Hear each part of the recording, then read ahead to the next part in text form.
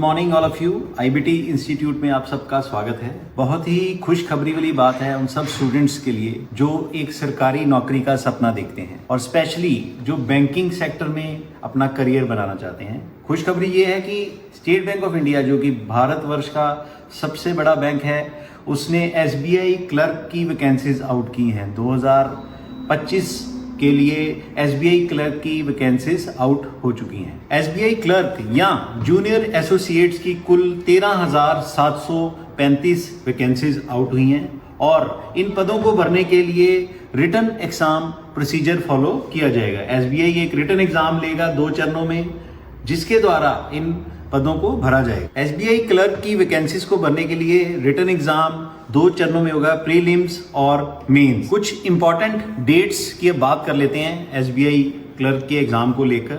इसकी नोटिफिकेशन 16 दिसंबर 2024 को आउट हुई है और फॉर्म भरने के लिए आपके पास 17 दिसंबर 2024 से लेकर 7 जनवरी 2025 तक का समय है। और इसका जो प्रीलिमिनरी एग्जाम है वो फरवरी 2025 में लिया जाएगा और इसका रिजल्ट मार्च 2025 तक आ जाएगा। और इसके लिए जो मेंस का एग्जाम है मार्च या अप्रैल के मंथ में 2025 में लिया जाएगा। अगर हम एलिजिबिलिटी क्राइटेरिया की बात करें तो आपके पास एक डिग्री होनी चाहिए किसी भी रिकॉग्नाइज्ड यूनिवर्सिटी से। जो स्टूडेंट्स इस समय फाइनल ईयर में हैं वो भी इस एग्जाम के लिए अप्लाई कर सकते हैं, सब्जेक्ट टू कि ज्वाइनिंग के वक्त तक उनका रिजल्ट आ जाना चाहिए। एक्स सर्विसमैन जो कि आर्मी में सर्व कर चुके हैं, कम से कम 15 साल की सर्विस, वो भी इस एग्जाम को भरने के लिए एलिजिबल हैं। इस एग्जाम को आप तभी भरें अगर आपके पास कंप्यूटर लिटरेसी के रिगार्डिंग नॉलेज है। अब हम बात करेंगे एज एलिजिबिलिटी की।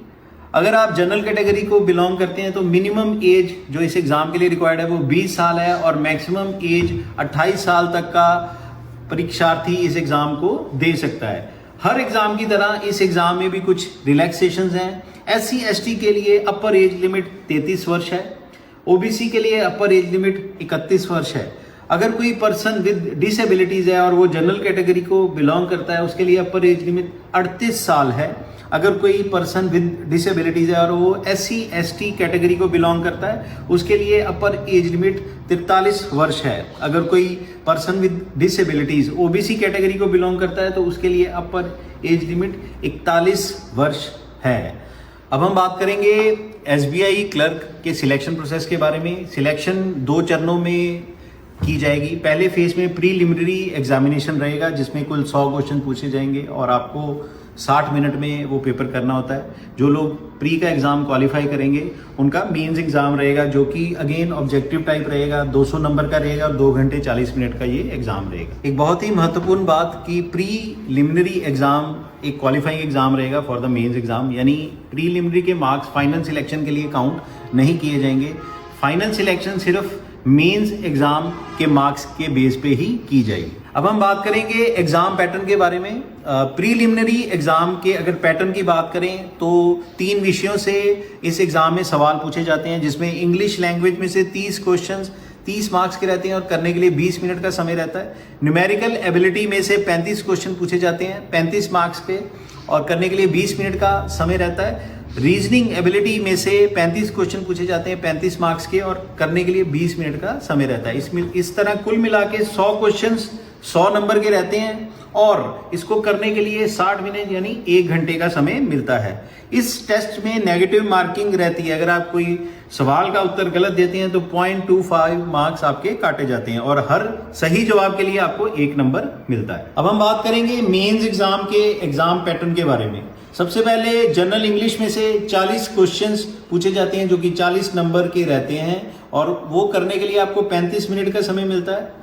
जनरल और फाइनेंशियल अवेयरनेस में से 50 क्वेश्चन पूछे जाते हैं जो कि 50 नंबर के रहते हैं, करने के लिए आपको 35 मिनट का समय मिलता है।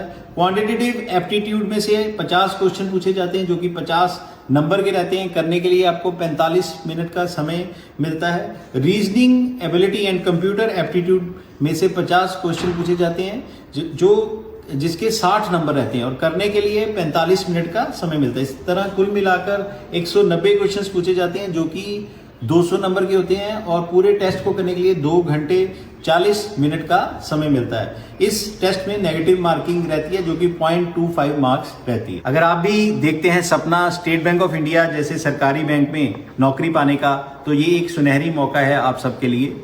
IBT इंस्टीट्यूट आप सबके लिए लेकर आया न्यू और फ्रेश बैचेस, जिसमें आपको बेसिक लेवल से एडवांस लेवल तक तैयारी कराई जाएगी इन जैसे एग्जाम्स के लिए।